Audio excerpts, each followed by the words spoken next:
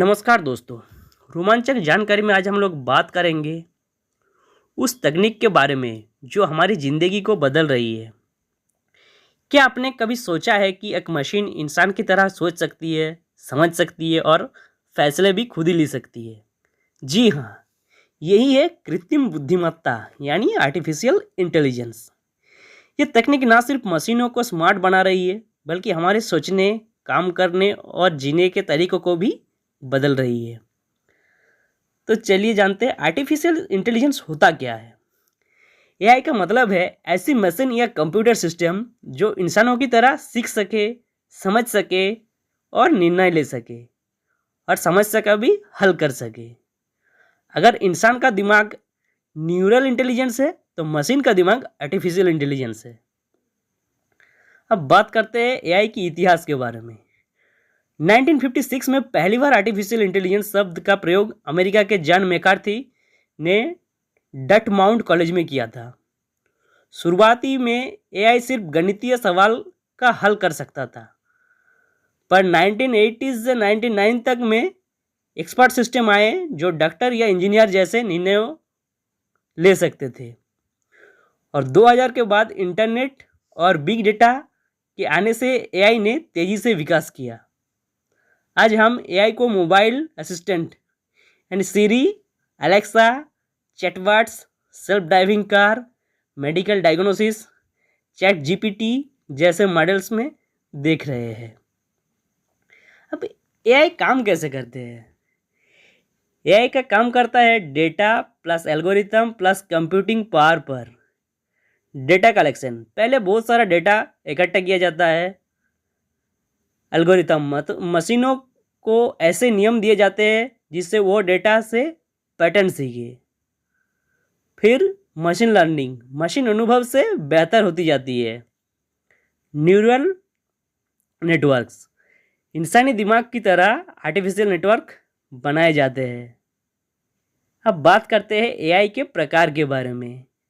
Narrow AI यानी कमजोर AI जो सिर्फ एक काम में एक्सपर्ट होता है।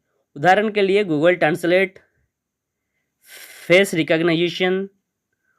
दूसरा है जनरल एआई यानी मजबूत एआई, इंसानों की तरह हर काम कर सकता। तीसरा है सुपर एआई, इंसानों से भी ज़्यादा बुद्धिमान है।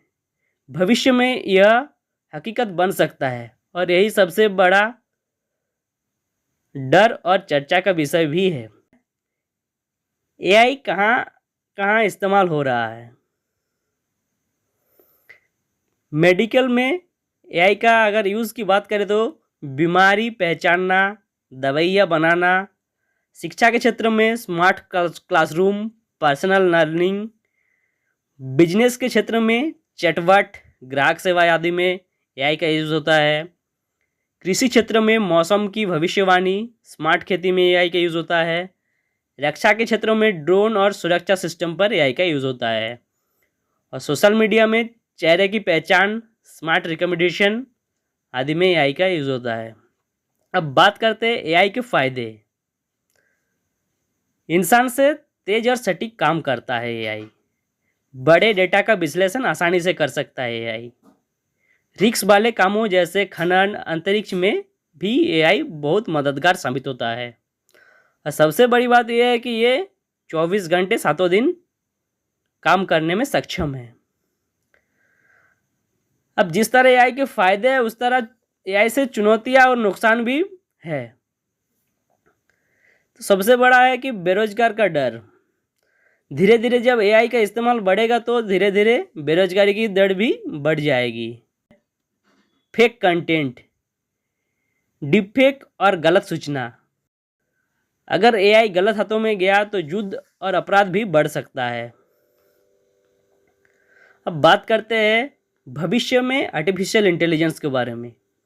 भविष्य में एआई और भी शक्तिशाली हो जाएगी। दवा और इलाज में क्रांति आएगी। पूरी तरह से ऑटोमेटेड ट्रांसपोर्ट सिस्टम बन सकता है।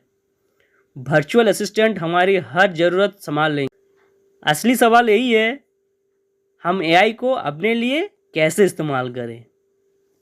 तो दोस्तों आज ये आपको जानकारी कैसी लगी कमेंट करके ज़रूर बताइए। तब तक के लिए take care, bye bye and जय हिंद।